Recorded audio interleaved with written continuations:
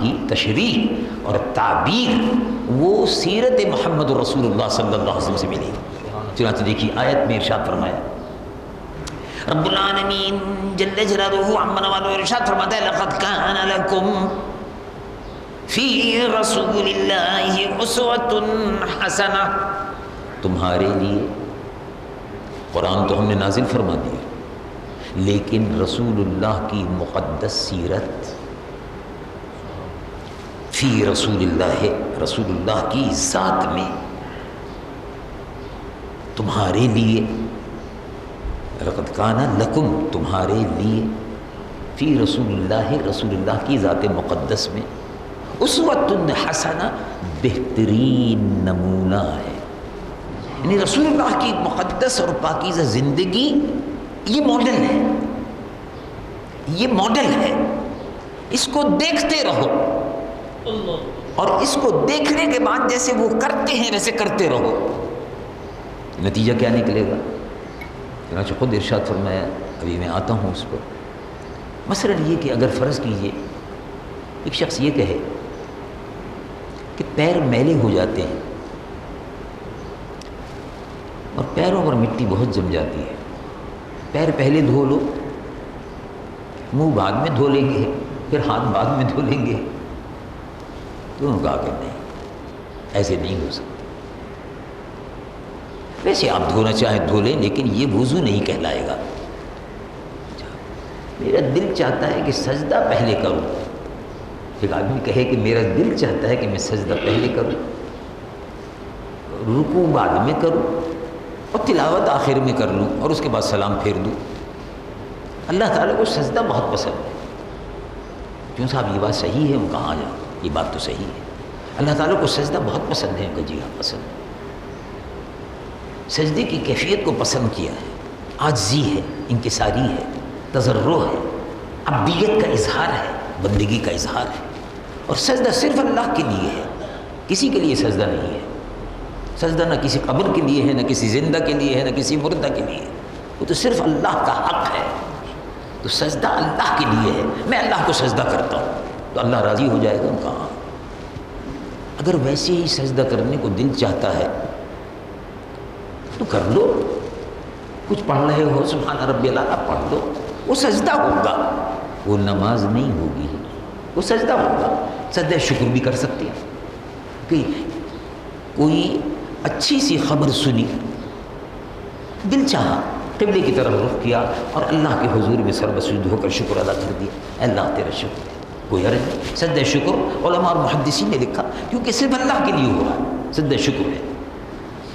تو لیکن اگر کوئی شخص یہ چاہے کہ میں سجدے سے اپنی نماز کا افتتاح کروں اور ابتدا کروں تو نہیں ہو سکے گا، نہیں ہو سکے گا. اگر چاہتے ہو عبادت کرنا، اگر ہماری بندگی کرنا چاہتے ہو تو اس کا ایک ہی طریقہ ہے، اس کا صرف ایک طریقہ ہے. اللہ کی اطاعت کرنا چاہتے ہو اس کا ایک ہی طریقہ ہے. وہ کیا ہے؟ رب العالمین جل جلالہ عما نوالہ ارشاد فرماتا ہے قل ان کنتم تحبون اللہ. تم اللہ سے محبت کرتے ہو، اللہ کی عبادت کرنا چاہتے ہو تو کیسے کریں؟ فاتبعونی یحببکم اللہ. عبادت اللہ کی کرنا چاہتے ہو، اطاعت اللہ کی کرنا چاہتے ہو تو عبادت تو صرف اللہ کے لیے ہے. اطاعت جو ہے وہ اللہ کے لیے بھی ہے اور اطاعت رسول اللہ کے لیے بھی ہے. عبادت میں کوئی شریک نہیں ہے، وہ وحدہ لا شریک ہے اللہ رب العالمین. لیکن اطاعت جو ہے اللہ کی عبادت قبول جب ہوگی جب رسول اللہ کی اطاعت کی جائے گی. ورنہ اپنی مرضی سے کوئی سجدہ کرنا چاہے پھر رکوع کرے اور پھر تلاوت کرو، پھر سبحانک اللہم و بحمدک و تبارک اسمک و تعالی جدک کر کے نماز کا افتتاح کرے تو یہ نماز نہیں ہوگی. نماز عبادت وہی ہوگی جو طریقہ مصطفیٰ پر ہوگی. اور جب طریقہ مصطفیٰ پر عبادت ادا کی جائے گی تو اللہ رب العالمین فرماتا ہے نتیجہ اس کا کیا ہوگا؟ رب العالمین جل جلالہ عما نوالہ ارشاد فرماتا ہے یحببکم اللہ. تم اللہ کے محبوب بن جاؤ گے. اللہ تبارک و تعالیٰ کے محبوب سے محبت، اللہ کے محبوب سے اطاعت، اللہ کے محبوب کی اطاعت، اللہ کے محبوب سے محبت، اللہ کے محبوب کی پیروی، اللہ کے محبوب کا اتباع۔ تو اس اتباع کے نتیجے میں اللہ تبارک و تعالیٰ تم کو پھر اپنا محبوب بنا لیتا ہے۔ یہ قرآن مجید و فرقان حمید کی آیات طیبات کا خلاصہ ہوا۔ تو ایک جامع نظام زندگی اور بندگی دے دیا۔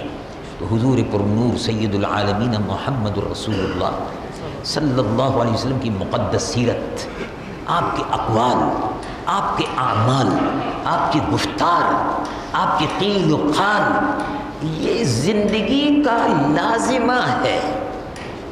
اس کے بغیر اللہ کا محبوب بندہ نہیں بن سکتا، اس کے بغیر اللہ کی بندگی میں نہیں آ سکتا۔ رسول اللہ کی اطاعت کے بغیر، رسول اللہ کی بندگی اور رسول اللہ کی پیروی کے بغیر، رسول اللہ کی اطاعت اور پیروی کے بغیر اللہ کا محبوب نہیں بن سکتا۔ اللہ کے یہاں عبادت، اس کی عبادت قبولیت کا درجہ حاصل نہیں کر سکتی۔ اسی لیے حضور پر نور صلی اللہ علیہ وسلم نے اسی بنیاد پر ایک امت تشکیل دی۔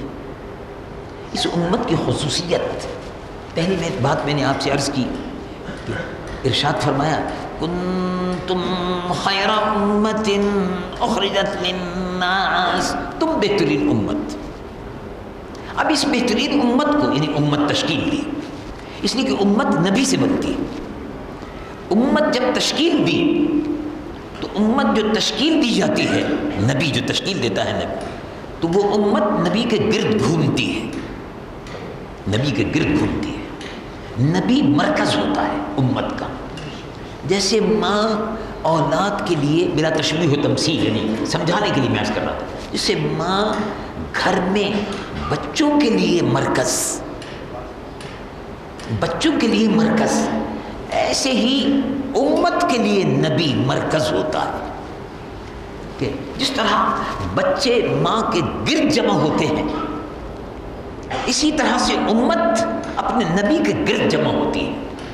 اللہ نے اپنے محبوب حضور پر نور محمد الرسول اللہ صلی اللہ علیہ وسلم کو مرکز بنایا، اور اسی لیے رحمت للعالمین، پوری عالمین کا مرکز بنایا اور امت تشکیل دی۔ یہ امت تشکیل دینے کے بعد کیا فرمایا؟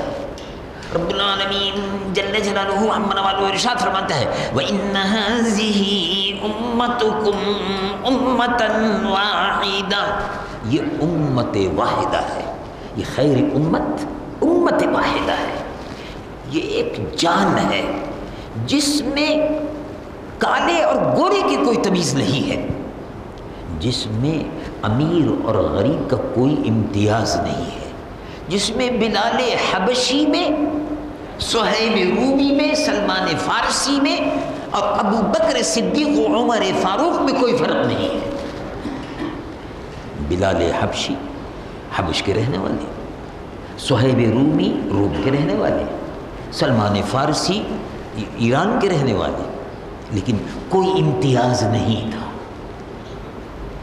اس کی اس امت کی جو تشکیل دی گئی، چنانچہ حضور پر نور سید العالمین محمد الرسول اللہ صلی اللہ علیہ وسلم نے جو قرآن مجید میں جو ارشاد فرمایا امت واحدہ، اب اس کی تشکیل ہو رہی ہے۔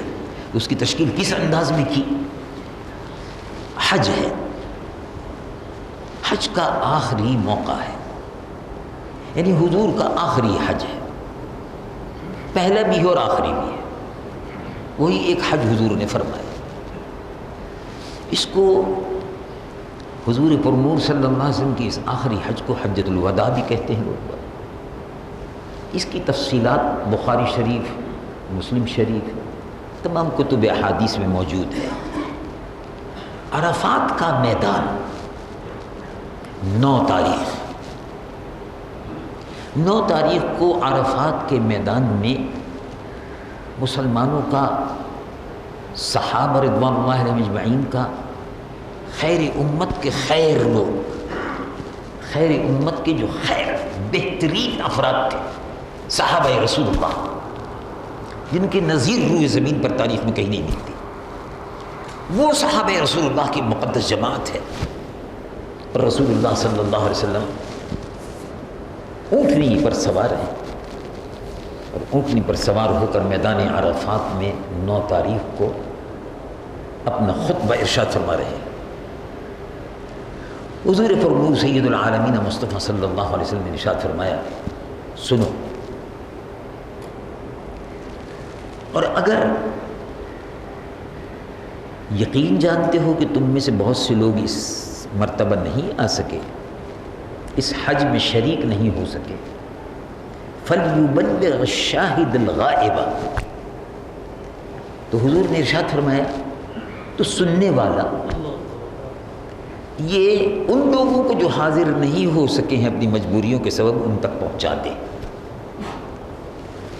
اور ظاہر ہے رسول اللہ کے کلام کو پہنچانا، رسول اللہ کی گفتگو کو پہنچانا بہت بڑے ثواب کا کام تھا۔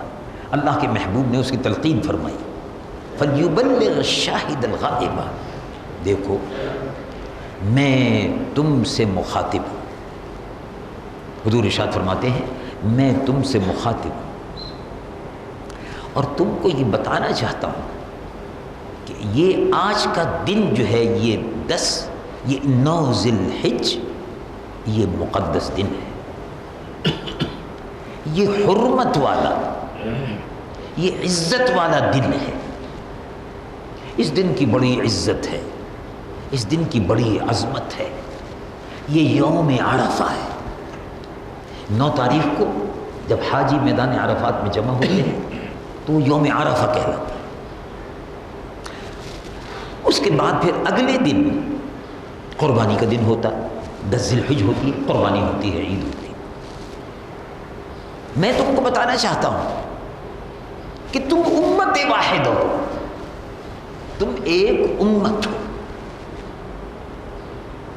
میں تم کو بتانا چاہتا ہوں کہ جو دین میں لے کر آیا ہوں یہ دین کامل ہے، مکمل ہے، اس میں کسی پیوندکاری کی ضرورت نہیں ہے۔ ایک مکمل نظام زندگی اور نظام بندگی میں تمہارے لیے لے کر آیا ہوں۔ اس دین میں لا فضل لعربی علی عجمی، اس دین میں عربی کو عجمی پر کوئی فضیلت نہیں ہے، عربی اور عجمی کوئی فضیلت نہیں ہے کہ بھئی کیونکہ فلاں عربی ہے اور فلاں جو ہے وہ عربی بول نہیں سکتا تو عربی بولنے والے کو، قرآن کی زبان جاننے والے کو غیر عربی پر، عجمی پر فضیلت ہے، ایسا نہیں ہے۔ اس دین میں وَلَا لِأَسْوَدْ عَلَىٰ أَحْمَرٍ، کالے کو گورے پر کوئی فضیلت نہیں اور گورے کو کالے پر کوئی فضیلت نہیں۔ اگر کوئی یہ سمجھتا ہے میں اپنے گورے رنگ کی وجہ سے جنت میں چلا جاؤں گا تو غلط ہے۔ اگر کوئی سمجھتا ہے کہ اپنے کالے رنگ کی وجہ سے جنت میں چلا جاؤں گا تو بھی غلط ہے۔ اگر کوئی یہ سمجھتا ہے کہ کالا آدمی جس کا رنگ ہے وہ حقیر ہے، یہ غلط ہے۔ اور اگر کوئی سمجھتا ہے کہ میں گورا ہوں مجھے برتری حاصل ہے، یہ بھی غلط ہے۔ لا فضل لعربی علی عجمی، کوئی بزرگی نہیں۔ ولا لاسود علی احمر، کالے کو گورے پر کوئی فضیلت نہیں، سب برابر ہو۔ اللہ تبارک و تعالیٰ، ایک دوسری حدیث میں آتا ہے، ارشاد فرمایا کہ قیامت کے دن اللہ تبارک و تعالی لا ينظر، اللہ تبارک و تعالی شکلوں کو نہیں دیکھیں گے کہ کون گورا ہے اور کون کالا ہے، بل ينظر الى قلوبکم واعمالکم، قلب کو دیکھتے ہیں اور عمل کو دیکھتے ہیں کہ دل کیسا تھا۔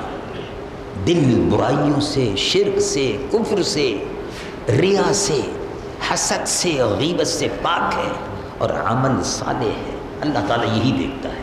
ان اکرمکم، اللہ تبارک و تعالیٰ کے یہاں معزز اور محترم وہی ہے جو صاحب تقوی ہے، جو جتنا زیادہ اللہ سے خوف کرتا ہے وہ اتنا ہی زیادہ اللہ سے قریب ہوتا ہے۔ پھر ارشاد فرمایا ان دماءکم واموالکم واعراضکم، خطبہ بڑا تفصیلی ہے اور سبحان اللہ اس کو یوں کہیے کہ امت مسلمہ کا منشور ہے، مینیفیسٹو ہے پوری امت کے لیے، کہ پوری امت کے لیے آخری یہ جو حضور نے حج فرمایا اور اس میں جو خطبہ ارشاد فرمائے، سبحان اللہ، حضور پر نور صلی اللہ علیہ وسلم نے اپنی امت کو پورا منشور عطا فرما دیا. اور آج کا دن دیکھو کتنا مقدس ہے. یہ مہینہ ذوالحجہ یہ بھی مقدس ہے. تو جس طرح آج کا دن مقدس ہے، ان دماءکم واموالکم واعراضکم حرام علیکم کحرمت یومکم ھذا وحرمت شہرکم ھذا. کسی مسلمان کی جان اور مال اور اس کی عزت، اس کی حرمت، بزرگی ایسی ہی ہے جیسے آج کے دن کی ہے. تو اگر آج کے دن کا احترام کرتے ہو، آج کے دن کی تقدیس اور شرف کو جانتے ہو اور مجھ سے سن رہے ہو، تو تم اپنے مسلمان بھائی کی عزت، اس کے مال کی، اس کے آبرو کی اسی طرح حفاظت کرو جیسے تم اپنی عزت و آبرو کی حفاظت کرتے ہو.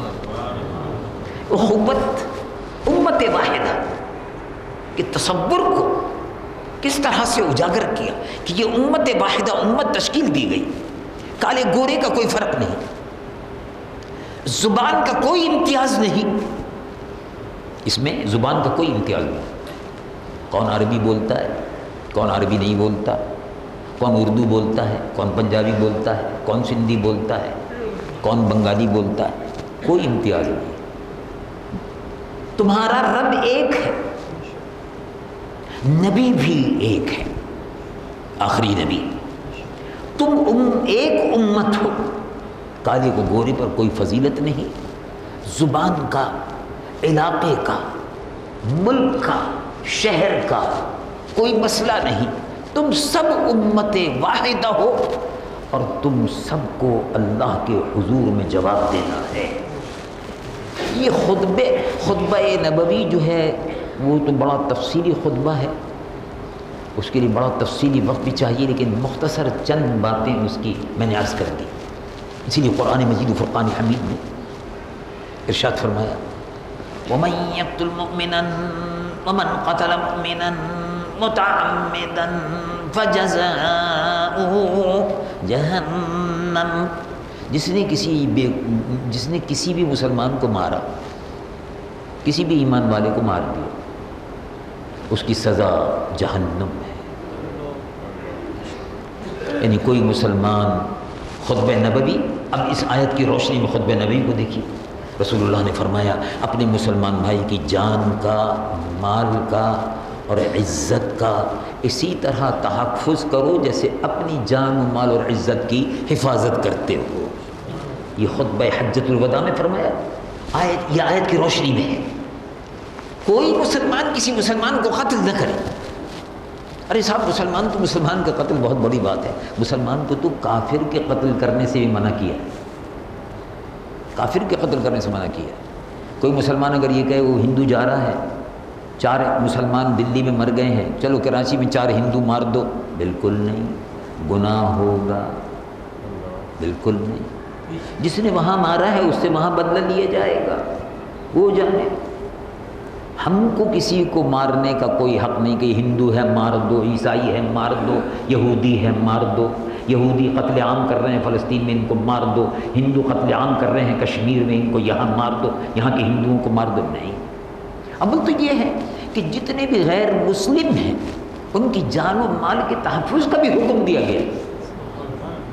حضور پر نور صلی اللہ علیہ وسلم نے ارشاد فرمایا، ہم فی ذمتنا، جو بھی مسلمان ملک میں ہندو، عیسائی، یہودی کوئی بھی رہتا ہو، وہ سب حکومت کی ذمہ داری ہے کہ وہ ان کا تحفظ کرے. اور اگر ایک شخص کسی بھی ایک آدمی کو قتل کر دیتا ہے، ومن انه من قتل نفسا بغیر نفس او فساد فی الارض، فساد کی نیت سے، بغیر کسی شخص نے کسی کو قتل کر دیا، کسی آدمی کو قتل کر دیا، اب مسلمان کا کوئی ذکر نہیں. من قتل نفسا بغیر نفس او فساد فی الارض، ایک جان کو قتل کر دی تو کیا ہوگا، کیا سزا ہے؟ اللہ تبارک و تعالیٰ فرماتا ہے ایک آدمی کا قتل فساد کی نیت سے جب قتل کیا جائے فَكَأَنَّمَا قَتَلَ النَّاسَ جَمِيعًا، گویا اس نے پوری انسانیت کو قتل کر دیا.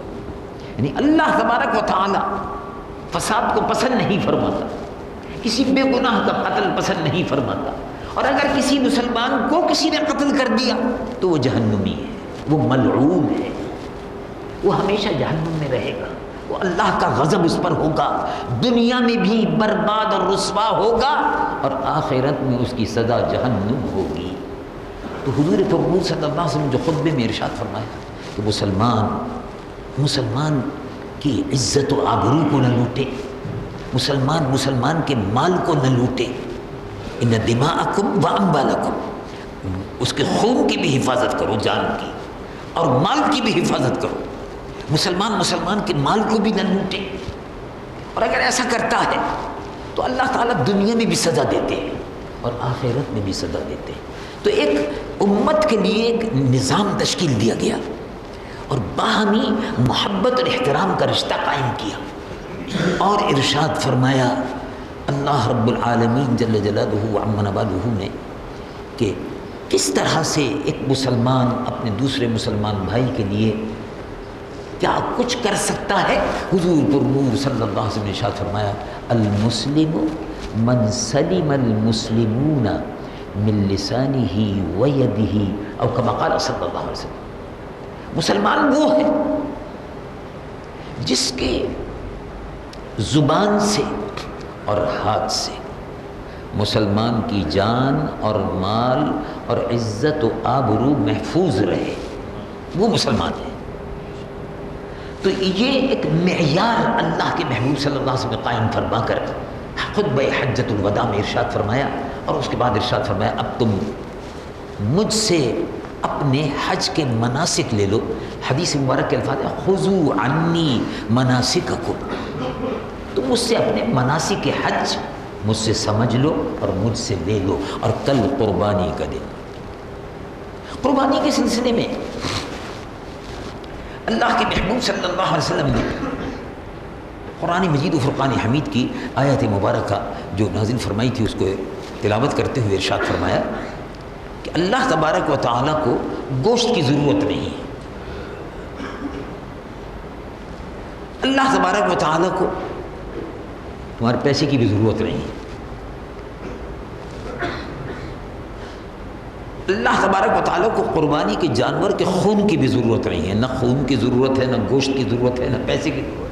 وہ کسی کا محتاج نہیں ہے. لیکن بات کیا ہے؟ ارشاد ہوتا ہے قرآن مجید فرقان حمید رب العالمین جل جلالہ عم نوالہ ارشاد فرماتا ہے لن ینال اللہ لحومها ولا دماؤها ولكن ینالہ التقوی منکم. اللہ تعالیٰ کو گوشت کی ضرورت نہیں ہے. لن ینال اللہ لحومها، اللہ تعالیٰ کو گوشت کی ضرورت نہیں ہے. اللہ تعالیٰ کو ولا دماؤها، خون کی بھی ضرورت نہیں ہے. لیکن چاہتے کیا ہے اس قربانی کے ذریعے سے؟ اللہ تعالیٰ کیا چاہتے ہیں؟ وَلَٰكِنْ يَنَالُهُ التَّقْوَىٰ مِنْكُمْ، اللہ تبارک و تعالیٰ قربانی کے ذریعے سے تقوی چاہتے ہیں. تقوی، پرہیزگاری، خوف خدا، اور یہ تصور اور یہ عقیدہ ذہن میں جم جائے کہ میرا رب مجھے دیکھ رہا ہے. یہ ملخص ہے تقوی کا. تقوی کا مفہوم اور تقوی کا ملخص ہے یہ کہ اللہ تبارک و تعالی تقوی چاہتے ہیں کہ وہ شخص کہ جس نے اللہ کی بندگی اور اطاعت کو قبول کیا حضور پرنور سید العالمین محمد الرسول اللہ صلی اللہ علیہ وسلم کی غلامی کو اختیار کیا، اپنے آپ کو امت محمدیہ کا ایک فرد شمار کیا، اس کے فرائض میں سے یہ بھی ایک فرض ہے کہ وہ یہ سوچے کہ میں جو کچھ کر رہا ہوں وہ کس کے لیے ہے، کسی کے دکھاوے کے لیے نہیں ہے، کسی نمائش کے لیے نہیں ہے، قربانی کسی کے دکھانے کے لیے نہیں ہے، کسی کی فرمائش پر نہیں ہے۔ جب صاحب نصاب ہو گئے، قربانی کے لیے استطاعت موجود ہے، قربانی کرو، مگر کیا بات ہے، کیا سمجھ کر کرو۔ رب العالمین جل جلالہ عما نوالہ ارشاد فرماتا ہے قل ان صلاتی ونسکی ومحیای ومماتی للہ رب العالمین۔ اے محبوب فرما دیجئے کہ میری نمازیں اللہ کے لیے، لوگوں کے دکھانے کے لیے نہیں، میرے تمام جتنے بھی مناسک، عبادتیں، ریاضتیں، قربانیاں، مال کا خرچ کرنا، یہ سب اللہ کی رضا کے لیے ہے، لوگوں کے دکھانے کے لیے نہیں۔ للہ رب العالمین، اللہ رب العالمین جل جلالہ وعظم نوالہ کے لیے، للہ رب العالمین یعنی اللہ کے لیے ہے، لوگوں کے لیے نہیں ہے کہ فلاں صاحب خوش ہو جائیں گے، فلاں صاحب ہو جائیں گے، محلے والے اعتراض کریں گے، محلے والے یہ کہیں گے، صاحب یہ کہیں گے، باس یہ کہے گا، نیچے والے یہ کہیں گے، اوپر حکومت یہ کہے گی، فلاں یہ کہے گا، کوئی بحث نہیں اس سے۔ اللہ جل جلالہ وعظم نوالہ کی خوشنودی کے لیے، اس کی رضا کے لیے، قربانی اللہ کی رضا کے لیے، عبادت اللہ کی رضا کے لیے، اور اس طریقے کے مطابق جو رسول اللہ کا طریقہ ہے۔ جب رسول اللہ کے طریقے پر عبادت کی جائے گی، اللہ اس کو قبول فرماتا ہے اور اس شخص کو اپنا محبوب بنا لیتا ہے، جیسا کہ قرآن مجید میں فرمایا یحببکم اللہ، اللہ تم سے محبت فرمائے گا۔ قربانی حضور پرنور سید العالمین محمد الرسول اللہ صلی اللہ علیہ وسلم سے صحابہ نے عرض کیا کہ یا رسول اللہ صلی اللہ علیہ وسلم، یہ قربانی کرنے کا حکم کیوں دیا گیا؟ اس کا حکم کیوں دیا گیا؟ اس کی وجہ کیا ہے؟ صحابہ رضوان اللہ علیہم اجمعین کے قربان جائیے، یہ وہ مقدس جماعت ہے کہ جس مقدس جماعت کی اللہ رب العالمین نے قرآن میں تعریف فرمائی، جنہوں نے اپنی زندگی، اپنا اوڑھنا، اپنا بچھونا، اپنا مال، اپنی زندگی سب اللہ اور اس کے رسول کی رضا کے لیے وقف کر دیا تھا۔ یہ صحابہ کی مقدس جماعت، اور انہی کی قربانیوں کا، انہوں نے اپنے خون سے شجر اسلام کی آبیاری کی، جان کی اور مال کی قربانیاں دی صحابہ رضوان اللہ علیہم، ذرہ برابر بھی قربانی سے پیچھے نہیں ہٹے۔ تو قربانی کا تصور تو یہ ہوا کہ جو کچھ بھی ہے اللہ کے لیے ہے، للہ رب العالمین، بھئی مال اللہ کا ہے، یہ بھی اللہ کا ہے، میں بھی اللہ کا، سب اللہ کا ہے، اللہ کے لیے۔ تو ارشاد صحابہ نے عرض کیا کہ بالکل حضور، یہ ذرا اور سمجھا دیجئے، ارشاد فرمائیے کہ اس کا مقصد کیا ہے؟ تو ارشاد فرمایا سنت ابیکم ابراہیم، ابراہیم خلیل اللہ، اللہ کے برگزیدہ نبی کا طریقہ ہے کہ انہوں نے اپنے بیٹے کی قربانی اللہ کی راہ میں دینے کا عزم کر لیا۔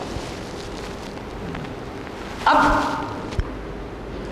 آنے والی نسلوں کے لیے اللہ رب العالمین نے اس کو طریقہ، پسندیدہ طریقہ اختیار کرتے ہوئے آنے والی نسلوں کے لیے بھی، تمہارے لیے بھی واجب فرما دیا، طریقہ ابراہیمی ہے۔ اس کے پیچھے کیا چیز کار فرما تھی؟ رضا الہی، رضا الہی کی کیا صورت تھی؟ ابراہیم خلیل اللہ، یہ اللہ کے برگزیدہ نبی حضور پرنور رحمت للعالمین محمد الرسول اللہ صلی اللہ علیہ وسلم کے جد امجد بھی ہوتے تھے۔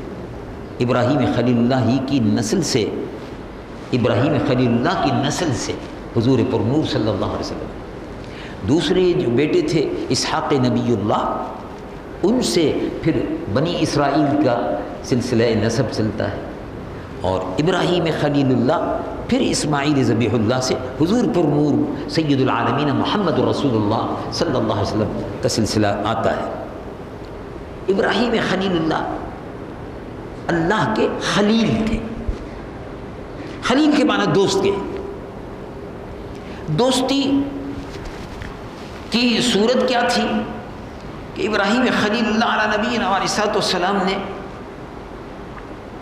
جب دیکھا کہ یہ بت جو ہیں کافروں کے یہ باز نہیں آتے ان کی پرستش سے، تو آپ نے موقع کا انتظار کیا، اور جب دیکھا کہ اب آج کوئی نہیں ہے، سب کسی دور شہر میں میلے ٹھیلے میں گئے ہیں، تو آپ نے کلہاڑی لے کر کسی بت کی ناک کاٹی، کسی کا ہاتھ توڑا، کسی کا سر پھوڑا، اور وہیں وہ کلہاڑی بھی رکھ دی اور دروازہ بھیڑ کر گھر تشریف لے گئے۔ اب جو یہ میلے ٹھیلے سے کافر لوگ واپس آئے اور بت خانے میں گئے تو دیکھا کسی بت کی ناک کٹی ہوئی ہے، کسی کا ہاتھ ٹوٹا ہوا ہے، کسی کا پیر ٹوٹا ہوا ہے۔ ان کا یہ کیا ہوا بھائی؟ من فعل ھذا؟ تو قرآن مجید و فرقان حمید میں اس واقعے کا تذکرہ تفصیل کے ساتھ 17ویں سپارے میں بیان فرمایا۔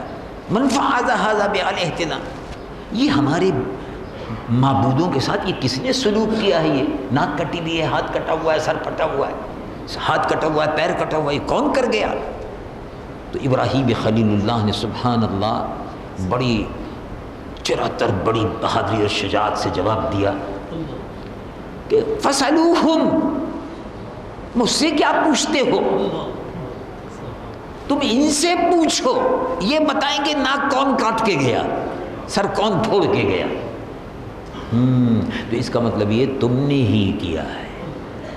تو ابراہیم خلیل اللہ کو پکڑ لیا، اور نمرود اس زمانے کا جو بادشاہ تھا اس سے کہا کہ اس کا کیا علاج ہوگا، ان کو آگ میں جلا دو۔ تو ابراہیم خلیل اللہ اللہ کے دوست،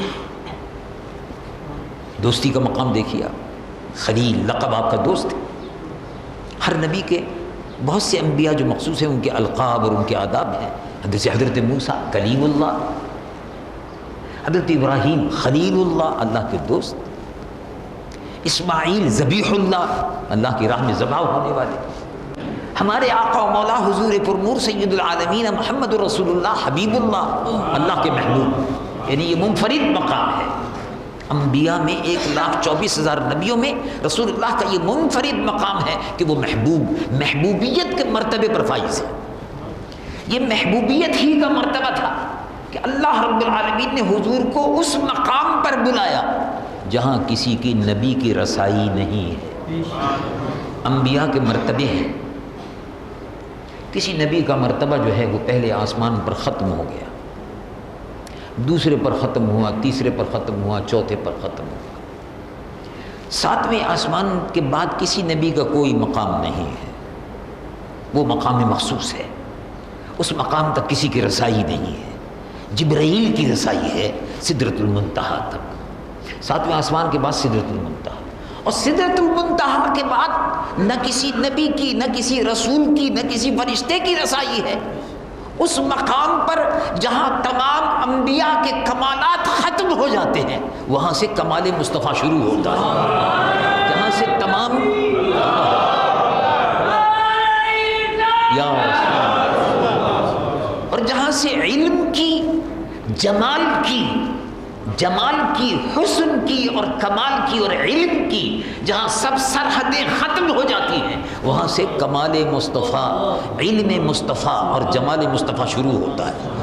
انبیاء میں سب سے اونچے اور سب سے اعلیٰ مقام پر ذات پاک محمد رسول اللہ صلی اللہ علیہ وسلم، حبیب اللہ صلی اللہ علیہ وسلم۔ ابراہیم خلیل اللہ کے متعلق جب لقب تھا آپ کا، فرشتوں نے آپس میں سرگوشیاں کی کہ آج بڑا امتحان ہے، یہ اس میں پورے اترنا بڑا مشکل معلوم ہوتا ہے، مجھے بڑی زبردست بچال تیار کی گئی ابراہیم خلیل اللہ کے لیے۔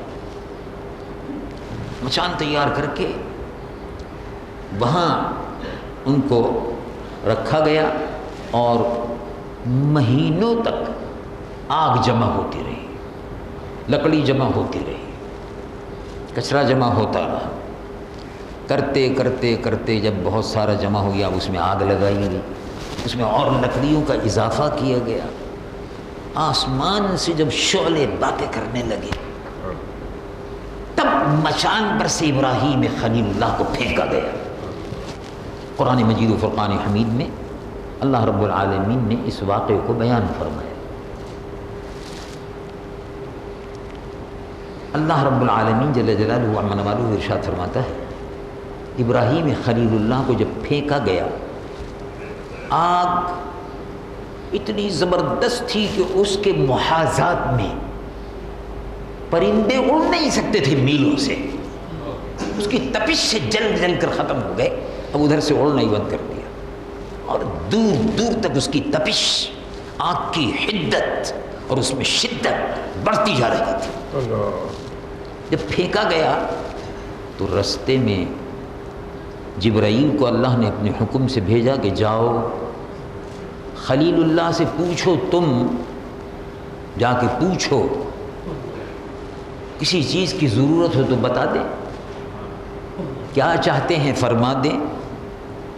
تو راستے ہی میں ابھی گر رہے تھے تو لمبا راستہ تھا، بہت اونچے سے پھینکا گیا تھا، راستے میں جبرائیل نے پوچھا کہ اگر میرے لیے کوئی خدمت ہو تو بتا دیجئے۔ تو ابراہیم خلیل اللہ نے ارشاد فرمایا علمہ بحالی۔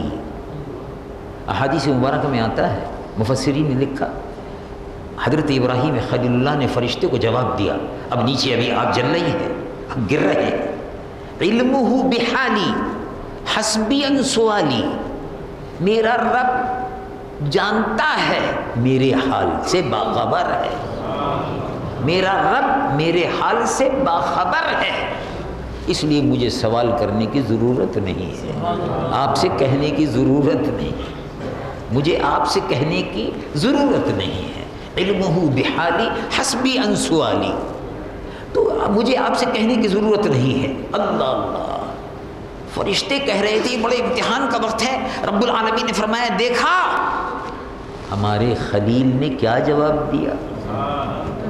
تم سمجھتے تھے شاید خلت دوستی کے اس مرحلے پر پورے نہ اترے، دیکھو کیسے اترے۔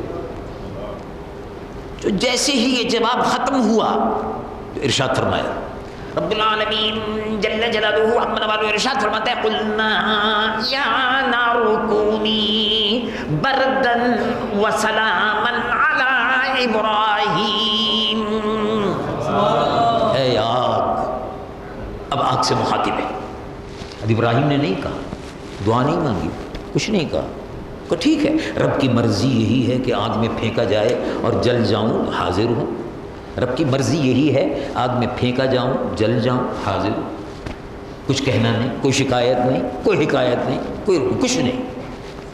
تو اللہ رب العالمین نے آگ کو براہ راست حکم فرمایا نار کونی بردن، ٹھنڈی ہو جاؤ، آگ ٹھنڈی ہو جاؤ۔ اب دیکھیے آگ کی خاصیت تو جلانا ہے، لیکن سبحان اللہ حکم الہی، یا نار کونی بردن، ٹھنڈی ہو جا، مگر اسی کے ساتھ ساتھ آگے ارشاد فرمایا بردن و سلامن، سلامتی کا باعث بن جا، اتنی ٹھنڈی بھی نہ ہو کہ ڈیپ فریزر ہو جائے، ایسی ٹھنڈک ہو، ایسی ٹھنڈک ہو آگ میں کہ جس سے سلامتی ہو، نقصان نہ پہنچے۔ بعض دفعہ ٹھنڈک بھی تو نقصان پہنچا دیتی ہے۔ بے شمار افغانی مسلمان بھائی اس وقت ٹھنڈک میں اور سردی میں مر رہے ہیں۔ امریکہ اسلام دشمن ملک نے اقوام متحدہ جو اس کی لونڈی ہے اس کے ذریعے سے یہودی اور عیسائی اور ہندوؤں کے گٹھ جوڑ سے ہزاروں افغان مسلمان بچے برف پوش پہاڑیوں میں سڑ رہے ہیں، مر رہے ہیں، شہید ہو رہے ہیں۔ ہرات اور قندھار میں برف باری ہوتی ہے، افغانستان کی سرزمین پر پہاڑی علاقوں میں تسلسل سے برف پڑتا ہے، تو برف پوش پہاڑیاں ہیں اور بے شمار افغان ہیں جو مدد کے محتاج ہیں، اور سامان رسد کی کمی ہے، سامان زیست کی کمی ہے۔ اللہ تبارک و تعالی ہمارے ان افغان بھائیوں کی مدد فرمائے اور ہم کو بھی ان کی خدمت کی اور مدد کی توفیق عطا فرمائے، تاکہ امریکہ کو اور اسلام دشمن قوت یہودیوں کو اور ہندوؤں کو ہم بتا سکیں کہ کہ ہم اپنے مسلمان بھائیوں کی ہر حال میں مدد کرتے ہیں. تو برف جو ہے اس میں آدمی مر بھی جاتا ہے اگر انتظام نہ ہو آگ سے سینکنے کا. سینٹرل ہیٹنگ سسٹم پورے یورپ میں سینٹرل ہیٹنگ سسٹم ہے. فریزنگ بلو فریزنگ پوائنٹ یعنی نقطۂ انجماد سے بھی نیچے 25-30. کینیڈا وغیرہ کے بعض علاقوں میں 50. اور یہ روس کے بعض علاقے ہیں اس میں بے پناہ سردی. اسکینڈینیوین کنٹریز جو ہیں بے پناہ سردی ہوتی ہے. آدھا گھنٹہ آپ باہر دن میں نہیں کھڑے رہ سکتے جب برف پڑ رہی ہو. آدھا گھنٹے کے اندر آدمی خود برف پوش ہو جاتا ہے اور 1 گھنٹے کے اندر اندر مر جائے اگر کھڑا رہے اسی طرح سے. برف بعض اوقات جب پڑتی ہے اس تیزی سے پڑتی ہے کہ آدھا 2 گز زمین برف سے بھر جاتی ہے. 3 گز زمین برف سے بھر جاتی ہے. تو ایسی ٹھنڈی نہ ہو سلامتی کا باعث بن جائے. آگ ٹھنڈی ہو گئی. ابراہیم خلیل اللہ آگ میں بیٹھے ہوئے ہیں, کوئی تکلیف نہیں پہنچی. اوپر سے پھینکے گئے, جبرائیل پر بچھا دو, اور ہمارے خلیل کو چوٹ نہ لگنے پائے آرام سے آ کر بیٹھ گئے. آگ ٹھنڈی ہو گئی. یہ تھے ابراہیم خلیل اللہ. ان کو پھر خلیل کا پھر امتحان ہوا, بیٹی کی قربانی دو. تو ارشاد فرمایا میں حاضر ہوں. جب بیٹی کو قربان کرنے کے لیے پہنچ گئے, چھری نہیں چل رہی تھی تو غصے میں آ کر بعض مفسرین نے لکھا کہ غصے میں آ کر چھری پھینک دی. اس کو چلاتے تھے اور رگڑا لگاتے تھے, تیز کرتے تھے اس کو, پھر چلاتے تھے, نہیں چلتی تھی. علماء مفسرین نے لکھا کہ حضرت ابراہیم خلیل اللہ جب جوش میں کہتے تھے چل ذبح کر, اللہ کے حکم کی تعمیل کر رہا ہوں, تو چھری کو اللہ نے قوت گویائی عطا فرمائی. اور یہ رب کے کرم پر منحصر ہے. پتھر بھی گویا ہو جاتے ہیں, گود میں بچہ بھی ماں کی گویا ہو جاتا ہے. یہ تو واقعات قرآن مجید و